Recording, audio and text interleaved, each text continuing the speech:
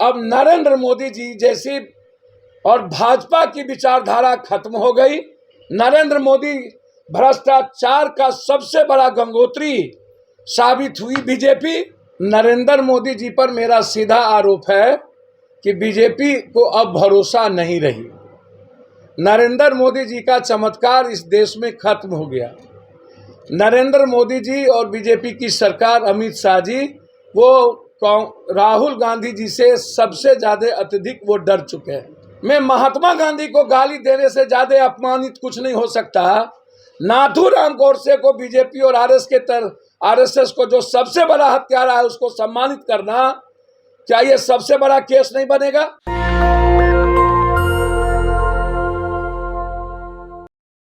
NDA गठबंधन और जो लगातार वर्तमान की सरकार महागठबंधन को हर पुराने बीजेपी की सरकार के कुकर्म के लिए वो दोषी ठहरा रहे हैं। जो नगर निगम, पीडब्ल्यूडी या आधी से अधिक, जदयू से ज़्यादा मंत्रिमंडल में बीजेपी थी। हम आग्रह करेंगे नीतीश कुमार जी से और सरकार से, बिहार में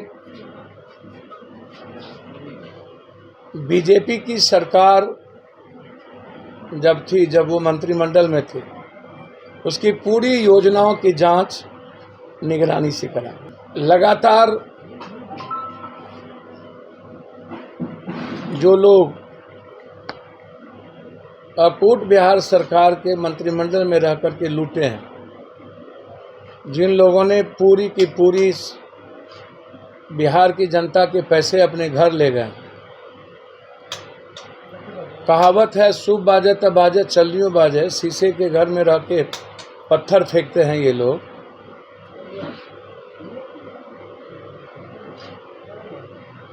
मैं हाथ जोड़ के करबद्ध आग्रह करता हूं कि बीजेपी वाले अपनी अपनी संपत्ति की घोषणा करें, अपने पूरे परिवार। सुशील मोदी जी के वित्तीय विभाग से लेकर के खनन विभाग तक में जो घोटाले हुए हैं, हम चाहते हैं कि सुशील मोदी जी की भी खनन विभाग, वह भी सीना तान के सुशील मोदी से आग्रह करेंगे कि आप सरकार को एक पत्र लिखें कि खनन विभाग और वित्त विभाग में मैं जब तक था उसकी पूरी जांच कराएगी। खनन विभाग में कितने घोटाले हुए सुशील जी के रहते हुए, कितना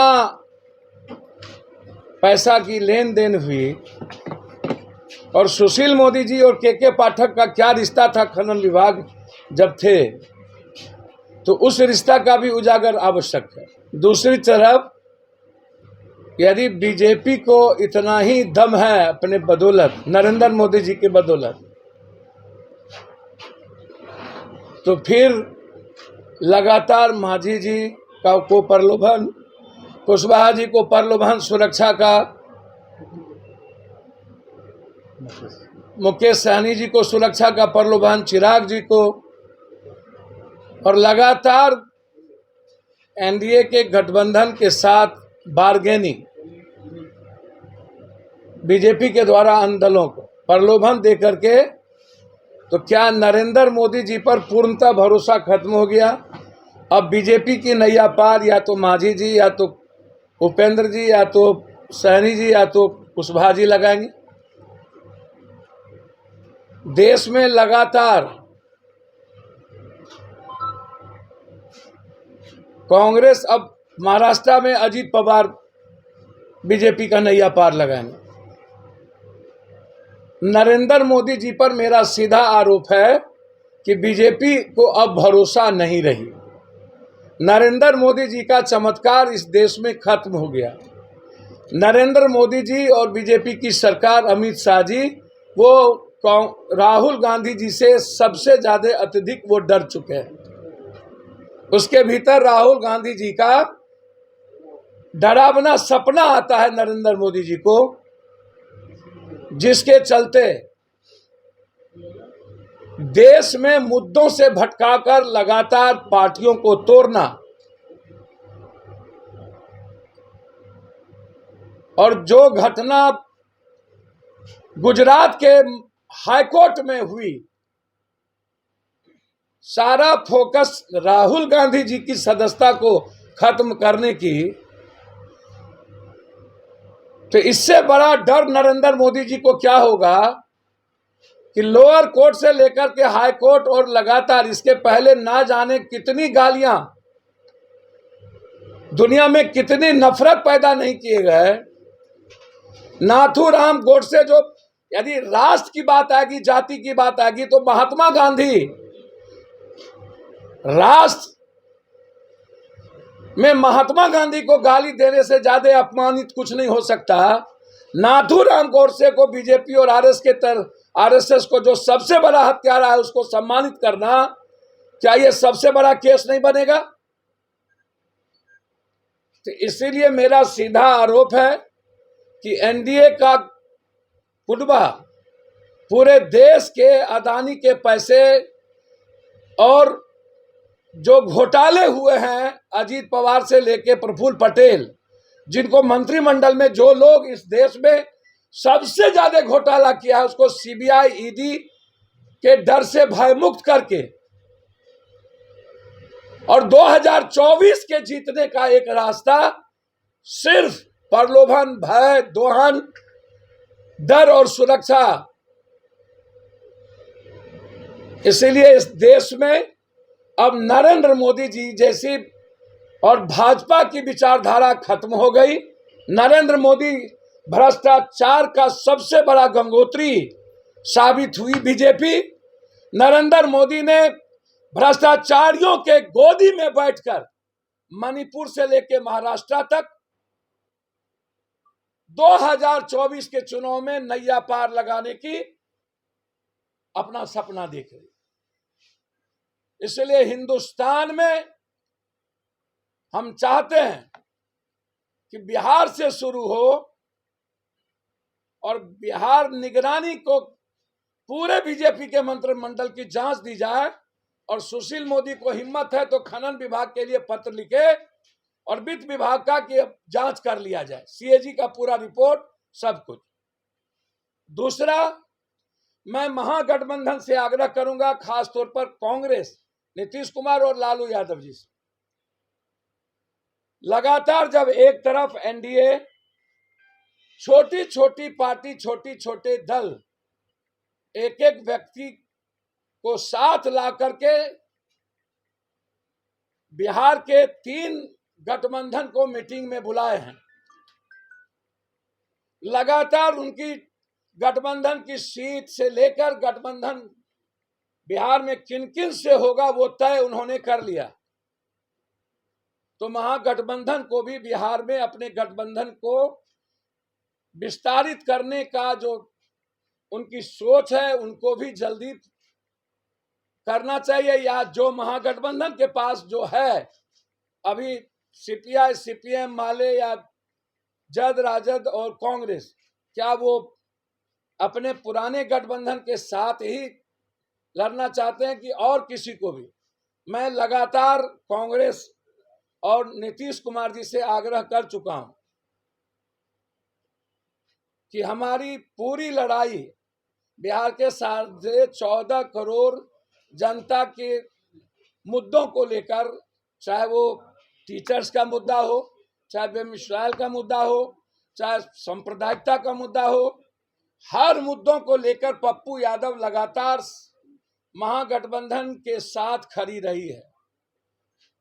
हमेशा जब भी महागठबंधन पर बीजेपी या अन्य लोगों के द्वारा हमले हुए हैं, लगातार वैचारिक रूप से, नीतिगत रूप से पप्पू यादव महागठबंधन और कांग्रेस के साथ खड़ी रही है। मैं लगातार कांग्रेस की विचारधारा के साथ सदन और सदन के बाहर से अभी तक मैं उनके साथ खड़ा रहा हूं और मैं अपेक्षा रखता हूं कि महागठबंधन जन अधिकार पार्टी को और पप्पू यादव को अपने गठबंधन का हिस्सा बनाएं। मेरा ये आग्रह है। मैं कंप्लीट रूप से विनम्रता के साथ आग्रह करूंगा कि जो कोसी सीमांचल और मिथिलांचल की जो सामाजिक राजनीतिक बनावट है वह सामाजिक आधार पर एनडीए के खिलाफ है। एनडीए हमेशा सीमांचल को नफरत का आधार बनाती है और हमेशा एनडीए सीमांचल कोसी मिथिलांचल के वोट से सरकार बनाती है। मैं चाहता हूं कि सबसे पहले भारत में महागठबंधन को यह संदेश देना चाहिए कि बिहार एक ऐसा पहला राज्य है जो सीट वाइज और गठबंधन को पूर्ण कर नीतीश कुमार का नेतृत्व देश बचाने के लिए आगे निकल गया। हम नीतीश कुमार जी से आग्रह करेंगे, सबसे पहला महागठबंधन का सीट, महागठबंधन के बंटवारे को फार्मूला के आधार पर अविलंब एक बैठक बुलाकर देश को संदेश देना चाहिए कि एनडीए से लड़ने के लिए बिहार तैयार है और बिहार विस्तारित करने को तैयार है। मैं नीतिगत और वैचारिक तौर पर और हमारी सामाजिक आधार और बनावट महागठबंधन के विचारों के साथ और देश के संविधान में जो बाबा साहब अम्बेडकर और लोकतांत्रिक मूल्य है उसमें जन अधिकार पार्टी महागठबंधन के साथ दल के साथ गठबंधन करने को तैयार है। और मैं चाहता हूं कि हमारा आग्रह महागठबंधन के नेताओं से है, उनको निश्चित रूप से जन अधिकार पार्टी के बारे में जरूर अपने विचार रखनी चाहिए, प्रकट करना चाहिए कि क्या मैं आपके हिस्से के लायक हूं या नहीं। धन्यवाद। आग्रह कर रहे हैं कि मुझे शामिल किया है। वो तो जनता तय करेगी ना, मैं तो ज्योतिष हूं नहीं। मैं, मेरी पार्टी स्पष्ट रूप से इसमें मैं बहुत क्लियरिटी हूं। मेरी पहली प्राथमिकता क्लियर है, जनता भी चाहती है, मेरी विचारधारा उससे ऊपर है, नीतिगत तौर पर भी और सामाजिक राजनीतिक आधार पर भी हमारी पार्टी पहले से ही सांप्रदायिकता के खिलाफ और बिहार के मुद्दों पर, विकास के मुद्दों पर सबसे पहला पार्टी है जो सड़कों पर सबसे ज्यादा लड़ी है। इसीलिए मेरी कंप्लीट विचारधारा है कि मैं महागठबंधन के साथ का हिस्सा मैं बनूं। पार्टी मर्ज कीजिएगा सर, क्योंकि ललन सिंह ने कहा कि भाई हमने कहा मांझी जी को मर्ज कीजिए। सर मैं बिल्कुल इसमें क्लियर हूं। मैंने पहले ही आग्रह कर दिया हूं कि हर पार्टी की अपनी विचारधारा की स्वतंत्रता है और मैंने पहले कहा है कि मैं हिस्सा बनना चाहता हूं। कल के गर्त में कुछ नहीं जानता, लेकिन मैं, मेरी पार्टी गठबंधन का हिस्सा चाहते हैं। मैं विलय के पक्ष में हमारी पार्टी नहीं है। नेशनल दस्तक की आपसे गुजारिश है कि अगर इसको बचाना चाहते हैं तो नेशनल दस्तक को सब्सक्राइब करने के लिए रेड कलर के सब्सक्राइब बटन को दबाएं, फिर बेल आइकन की घंटी दबाएं। नेशनल दस्तक को बचाने के लिए बहुत जरूरी है कि हर खबर को शेयर करें, लाइक करें, कमेंट जरूर करें।